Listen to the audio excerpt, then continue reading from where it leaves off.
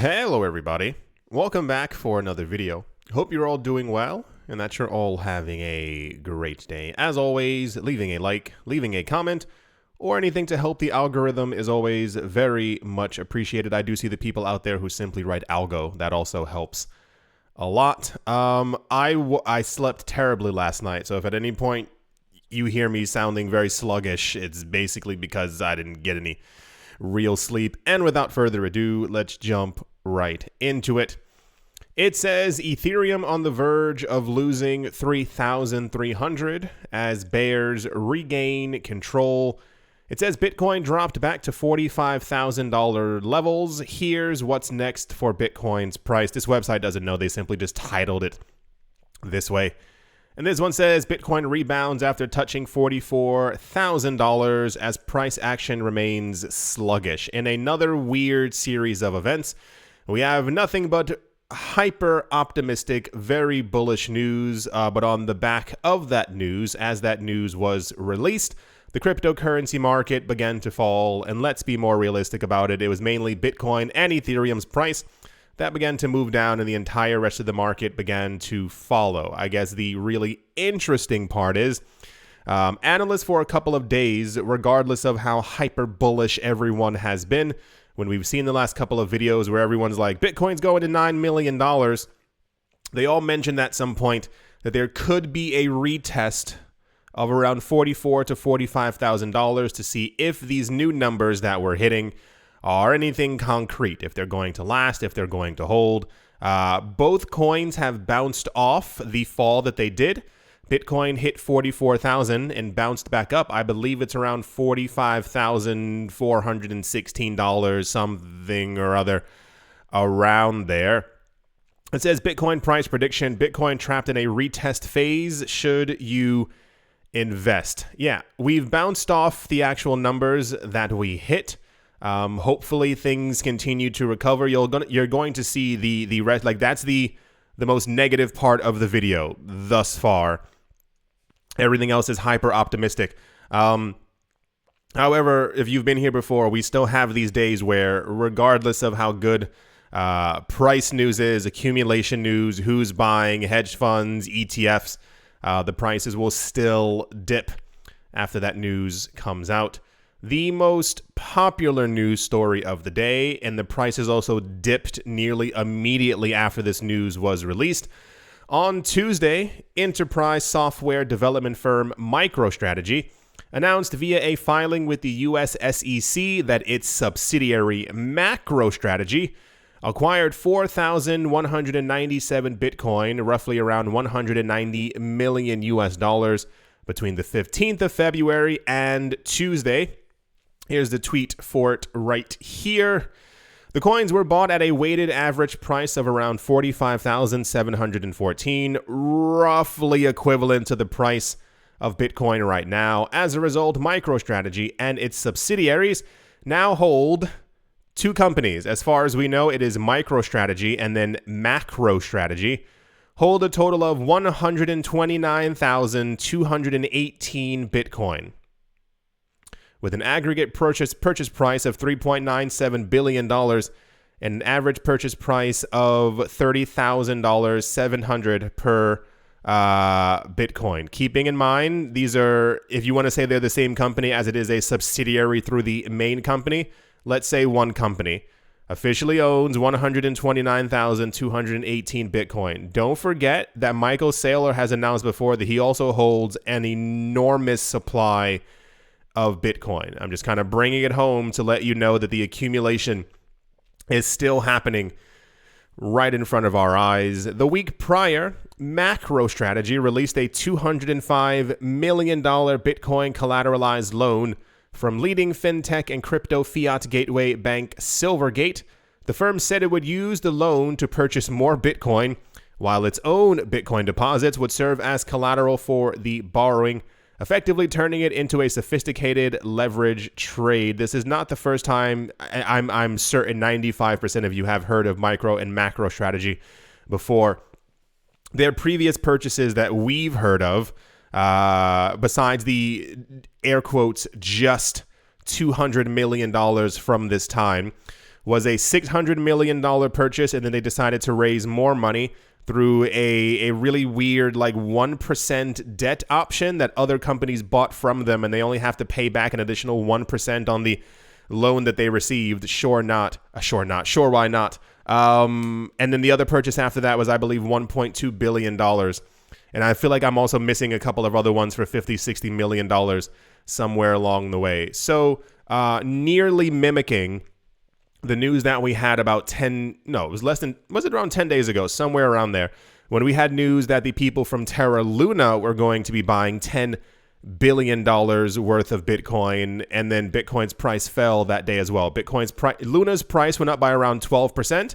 Bitcoin's price went up by 2%, and then subsequently began to fall while Terra Luna continued moving up, even though it wasn't the asset that was being purchased, which still confuses the living heck out of me. So yeah, the most popular news story of the day, as is to be expected. Every single time that any of these major companies announce that they have purchased an egregious amount of Bitcoin or any cryptocurrency, it's usually 9 out of 10 times Bitcoin. It makes headline news. Even weirder is that prices begin to drop as we actually receive news of any mega purchases. Even the other day when we had news, what was it? That the amount of Bitcoin on cryptocurrency exchanges was rapidly decreasing.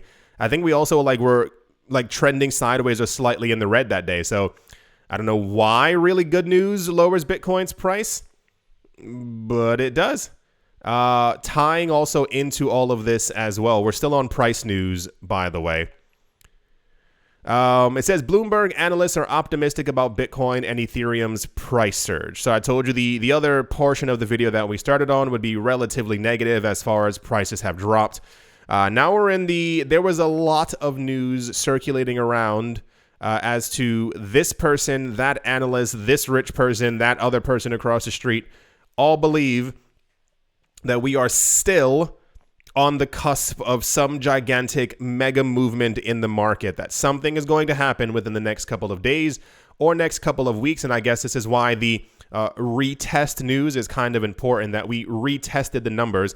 We didn't collapse by 15%, and it looks like prices are starting to move back up. That basically we are supposed to, once again, according to all the analysts, not only be retesting previous all-time highs, but by the end of this year, we should be seeing some type of a 100, 200, or low $300,000 Bitcoin. It does make sense based on supply and demand, and I still believe that the price is being repressed, manipulated in some sort of way by whales in the background. This Bloomberg analyst in particular believes, or has said, that despite everything going on in the world, whether it be what's happening in Europe, whether it be 19, whether it be rising interest rates, whatever other macro event you kind of want to look at, they kind of praised the idea that Bitcoin has still remained where it is, and we are not back at a $3,000 Bitcoin despite all of this stuff going on, as during this time of uncertainty, because every single day is basically uncertainty at this point, that Bitcoin's price is still kind of holding stable, and that people behind the scenes are still buying tons of Bitcoin. There was another article, I'm not sure if I have it here, where they were discussing the actual retail investors, everyday normal people, if you will, who are still buying massive amounts of Bitcoin collectively, of course. They're not buying 15 Bitcoin at one time, but they're still putting hundreds of dollars into the market per week to be able to still accumulate. And once again, all this accumulation does add up. I told you that thousands of times. The idea that I saw something before that said the average person, if they are into Bitcoin, is typically trying to accumulate around 0.01 Bitcoin, so 1/100th of a Bitcoin, every 2 weeks, if not every month. I think it comes out, was it $470, somewhere around that amount. And I was like, don't forget that there at any given point are at least 100 people doing this. So nearly every couple of weeks, one Bitcoin is extra being taken off of the market by everyday normal retail investors. What's this one? Yep, it says crypto bottom is in and massive rally awaits. This is said by Pantera Capital. Basically, their idea is that we are currently at the end of the, how do I say this? Any type of bearish movements that we have before that they believe was a relatively strong reaccumulation event, which is all we've been hearing about for the last 6 months. They believe that within the next 6 months or by the end of this year, we will not only see a $100,000 Bitcoin, but the rest of the market will have pumped after expectations have come true about the Ethereum 2.0 upgrade, which was also really heavily in the news, but I decided to not add a lot of it in here. There was a lot of, once again, Ethereum flipping news, Ethereum moving past Bitcoin.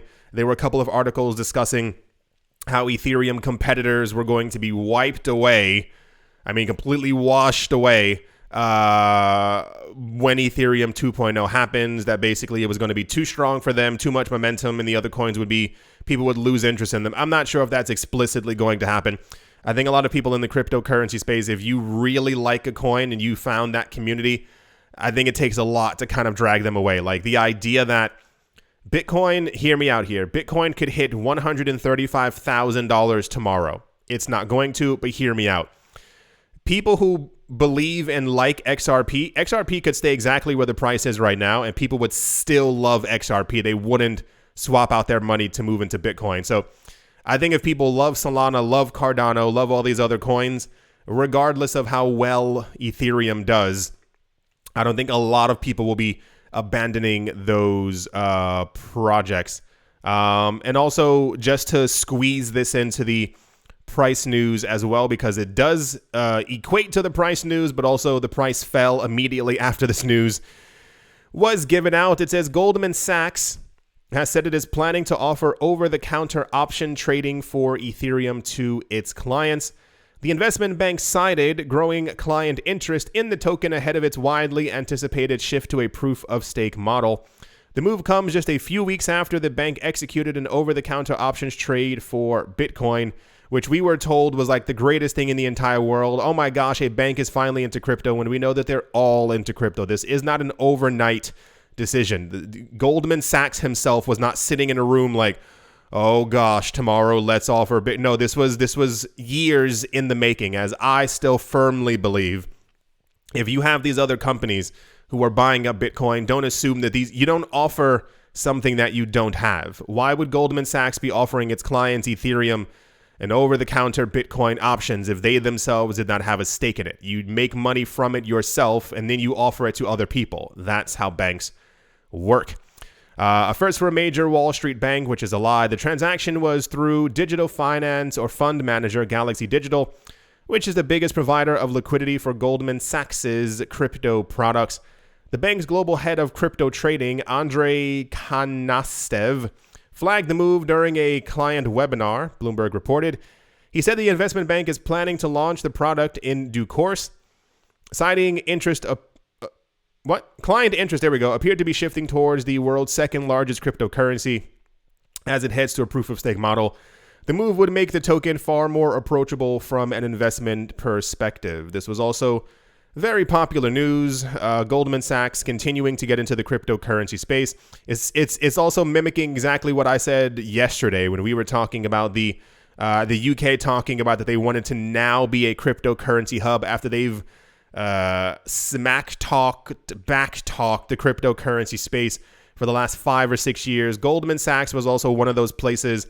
Blockchain, not Bitcoin. Cryptocurrency is terrible. Nobody should touch it. No one get into the market. And always pay attention. Whenever someone screams too loud, don't get into that.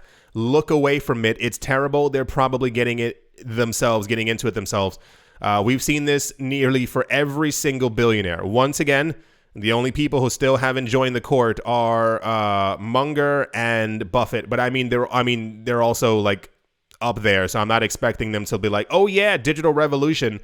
But every other billionaire, every other bank has done the exact same. Over the last couple of years, they've clearly been silently, loudly accumulating tons of cryptocurrencies. And now that they have enough, probably billions of dollars worth of these coins, now they're offering it to their clients. So that just about does it with all the price news.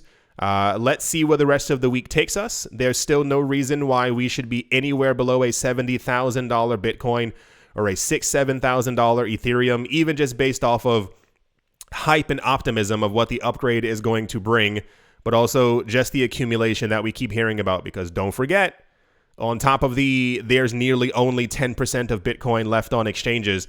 We've also had the same exact news for Ethereum as well, which is also being accumulated en masse and being locked into the 2.0 contract. So, yeah, that's all the price news. And without further ado, let's move on. In very popular news, and it's like, okay, sure, why not? Bitcoin software firm Lightning Labs has secured a large funding round, enabling it to further develop the Lightning Network for faster and cheaper Bitcoin and stablecoin transactions. The $70 million Series B funding round was led by Valor Equity Partners, with participation from Bale Gifford, Goldcrest Capital, and several other angel investors. Lightning Labs builds additional features and software for the Lightning Network, Bitcoin's Layer 2 transaction solution. The funding will be channeled into a new protocol it has developed called Taro, that is Taro, which will enable stablecoins to be transferred using the Lightning Network, according to reports. Lightning Labs will not be issuing their own stablecoins, thank goodness, but the infrastructure will allow them to be sent over the network. Stablecoin transactions were made possible by the Taproot upgrade last year. The firm believes that Taro will enable further Bitcoin adoption, as it potentially allows the unbanked in developing countries to send money using stablecoins. And then somewhere around here, the CEO was like, if I were Visa, I'd be scared. Sure, why not? I don't think Visa is scared at all. This is why we were talking about in 2019 how weird it was that, first of all, I'm not a fan of Visa. It's more of a, let's think logically here. Remember when everyone else was like, oh, crypto garbage, crypto bad, do not like crypto. And Visa was like, oh, crypto's great. We love Bitcoin. Bitcoin amazing. And they were trying to, they were talking about the beginning stages of integrating cryptocurrencies onto their platform and sending cryptocurrencies. And then we started getting news that all the major cryptocurrency exchanges like Coinbase were going to start to issue Visa cards, and Visa was like, yeah, this is great, wonderful, Bitcoin, amazing, to the moon. I think it's because they realized a couple of years ago that their strategy of just simply issuing cards was not really going to work, and they had to make sure that they were at least slightly at the relative forefront of the cryptocurrency space in as far as like adopting and being like, hey, if you're going to use it, don't forget to use your Visa card, which is part of our systems. The idea for this being, Bitcoin has had the core chain, very few upgrades, but every other layer around it offers some type of a promise of a glorious, wonderful, fast-acting, low transaction Bitcoin history. It's more of a will these things be enacted and will they actually be used? It took about a good 6 years for the Lightning Network to get to where it currently is right now. I think the Lightning Network will continue to expand in many different ways. It's more of a stable coins are actually quite popular in other, I dare say, developing countries. It has a negative connotation, but you understand what I mean, as they cannot always rely on just simply buying and holding Bitcoin, as they have bills and they have kids to pay for and they have other things going on. So we've had news for a number of years that a lot of times in Latin America, portions of Africa, and also in Southeast Asia, people are actually using, even also in Russia and in China before, are actually using stablecoins as a way to transact, as the US dollar is the most relatively stable fiat currency out there, and therefore they prefer to transact in that. So the idea basically being, instead of having to apply for a Visa card or being issued a Visa card, you can simply download an app, use the Lightning Network, and transact in stablecoins through that network as well. Once again, I think this will take a while for this to happen unless there's some type of an organization, bank, institution who has already expressed inherent support for, hey, we need to send $45 billion per week through this channel, create something so that we can actually do it. I think it's okay. Not that it's a bad thing by any means. It's more of a, there are many other protocols that already kind of do this. I think the only thing that would really gear people towards using this is the security of the Bitcoin network. Why the security of the Bitcoin network? Because let's be completely honest, a lot of the coins out there have had 51% attacks, or their blockchains have been slowed down, or have actually gone offline over the last couple of years. Don't forget about that. Yes, I know. Crazy, right? I was talking with a friend a couple of days ago, why some coins are even still around. I won't name said coins, but you know, a lot of coins, their networks have been, and people try to attack Bitcoin every single day, and that's part of the reason why people continue using it. It's because of its resilience. Bitcoin is attacked every single day. Have you ever seen before There was an article, this was many years ago. They were talking about kind of like, not a tax, I guess so, like on banks and how frequently they happen. Many people don't realize that like the actual servers of banks are attacked about 10 times per day, like every individual bank. And their IT section is actually supposed to be rather robust, constantly trying to keep people away from attacking the system or whatever the actual case might be. It's the same exact thing with Bitcoin. You think that it's just Solana and Bitcoin Cash and Cardano and these other things that are constantly stress test by people outside who are trying to, like, think of the incentive of trying of attacking Bitcoin and getting $45 billion worth of Bitcoin. Like, the incentives are quite high. So all these other chains are continuously attacked, and then we end up getting news that they stopped, they slowed down, there's been no transactions for 2 days, there was a 51% attack. But a lot of people don't seem to care. This is bringing it on back. Anyway, the point is people will probably use this as we go forward into the future as a more secure way to be able to send money, knowing that if I send something, especially when Bitcoin gets any type of DeFi things on top of it or around the other chains, that the coins will be a lot more secure than other protocols which have been targeted. Wasn't there just one like 2 weeks ago? What was it? It wasn't Solana.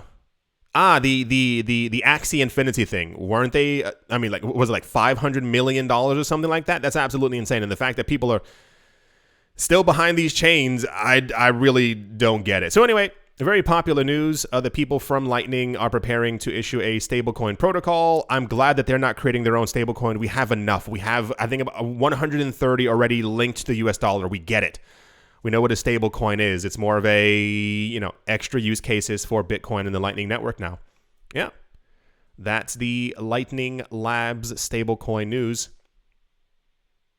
And let's move on. Also sure, why not? Starbucks, that Starbucks is apparently about to enter the metaverse. The CEO didn't reveal much, but whatever it is, it will be ready this year. Once again, tying into the time frame, every single thing that we've heard about any metaverse or any type of speculation of what it's supposed to be is launching sometime this year. What's the other one? We still have rumors that Apple is going to be releasing their their Apple glasses, Apple augmented reality metaverse kind of thing. Facebook is supposed to be launching their metaverse sometime this year as well. Everyone's aiming for a 2022 release, and a lot of them have hinted before that it's supposed to happen sometime around summer. I assume the summer time frame, this is me, has to do with the idea that once Ethereum actually upgrades, a lot of the momentum and price surges in the market will kind of have returned, and of course they kind of want to ride that wave. On the 4th of April, the billionaire entrepreneur and CEO of Starbucks, his name is Howard Schultz, announced in an open forum that the company is planning to enter the NFT business before the end of this year. This news was confirmed by the company itself a few hours later. Although Schultz did not provide an exact date, I'm assuming summer, as to when the company would move into the NFT world, he assured that it would be sometime before the end of this calendar year. During his speech, Schultz asked the audience how many had heard about NFTs. He also inquired as to how many of them had been involved in NFTs or participated in NFT investments. Even though the room fell particularly silent, Schultz explained the ecosystem was young and that Starbucks had the best tools and collections. Now, I know that is less than somewhere around like 5% of people actually in crypto or actually in the NFT space. I don't expect a lot of people to actually even enter this space for like another like 10 years. This is why you keep seeing all these people like talking about like early adoption, because it's a very strong niche right now to want to collect digital things, especially when these metaverses haven't even really launched yet. The thing that really got me is his kind of explanation as to why they were getting into it. He said that Starbucks has the best tools and collections to move into this new ecosystem. He said if you look at the companies, the brands, the celebrities, the influencers that are trying to create a digital NFT platform and business, I can't find one of them that has the treasure trove of assets that Starbucks has, from collectibles to the entire heritage of the company. I can't figure out what any of that means, and it was in plain English. we've seen before that other mega like sporting companies like Nike and Adidas are apparently getting into the NFT metaverse space. But I get it because they have like clothing and you can like wear a digital version of that in the metaverse. Starbucks has like paper cups. They have like ceramic cups. I think that's it. I've been to at least 400 Starbucks in my entire life around the world. And I can't ever really remember being like, oh my gosh, look at all the collectibles that Starbucks has. Isn't this a great legacy and heritage for the company? Schultz's new appointment as CEO of the company could bring even more crypto-friendly Starbucks. What? It is important to note that other mainstream companies are not only sponsoring NFT drops, but also creating new crypto experiences like stores in the metaverse or collaborations with other crypto products. And the only reason why I'm slightly skeptical is at the moment, I don't think we have the technology for you to be able to taste an NFT. And I'm pretty sure like if I'm, getting an iced mocha latte frappuccino with caramel and whipped cream and skim milk, I don't know what I just ordered, but it sounds amazing. I'm going to want to taste it. So yeah, this also, was one of the most popular news stories of the day. I can't figure it out. Something at some point is going to happen. I can totally see it being a trend in the metaverse of people like buying this cup and like walking around with it or having it attached to them. Or maybe you can even like make it larger and then like cut little holes here and you can like walk around inside a Starbucks cup. That could also be something. But as far as Starbucks entering, will they make their own metaverse? What NFTs, if you can tell me, I was going to say something, but I can't promise that much. Why are they, what are they going to offer? All right, that's the Starbucks is entering the metaverse news. I mean, I'm excited for it. I can't wait to buy my latte, frappa, mocha, tea, coffee, Starbucks thing. Yeah. Let's move on. And to finish things off, and I thought this was a joke, but of course it's not a joke. According to a recent study analyzing Google Trends data, the cryptocurrency Dogecoin's search volume in the United States was the highest in most states as compared to other cryptos. There's a chart here as well, which I'm going to show you, which is going to blow your mind. The research also details that the leading crypto asset in terms of market cap, Bitcoin, was the second most popular crypto asset with 10 different states. Dogecoin is still the most popular cryptocurrency in the United States. A recent study authored by Coin Insider combed through Google Trends data to find out which crypto assets was searched by the most states. The research indicated that the meme-based cryptocurrency Dogecoin is the most popular in the United States, at least according to Google Trends data, scoring 23 states as Coin Insider's data explains. Now, here's the chart right here. I, of course, made it larger. And it says the cryptocurrency stocks. These aren't stocks. They're currencies. I don't know. It's not 1995. Why are people still talking like that? I wanted to believe that this was a joke, but I think it makes total sense. For those of you not looking at the screen, the most popular cryptocurrencies in America are Bitcoin. There's one state that likes Cardano, and it's Colorado. Dogecoin is littered across the entirety of America. You got Arizona, New Mexico, Oregon, Montana, North, South Dakota, Nebraska, Minnesota, Iowa, Missouri, Illinois, Wisconsin, Michigan, Kentucky, Tennessee, Alabama, Florida, South Carolina, Maryland, New Jersey, Rhode Island, and Massachusetts. Oh my gosh, sorry, and Hawaii. That are all, so understand that this is the most searched in that state. So of course other people may like other coins, but America's basically meme coins. Because also, if you're not looking at the screen, Washington, California, Nevada, Wyoming, Texas, North Carolina, and New York, the most Googled are Shiba Inu.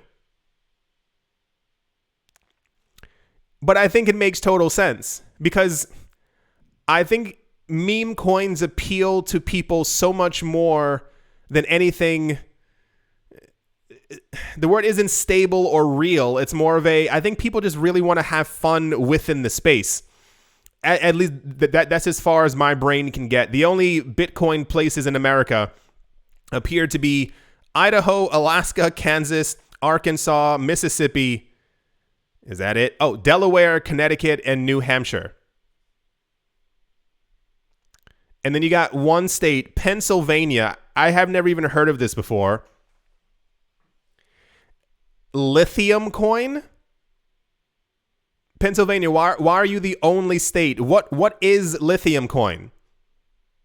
Think of that. Think of all 50 states and only one of what is, I mean, to be fair, I think Colorado is also the only Cardano one, as far as I can.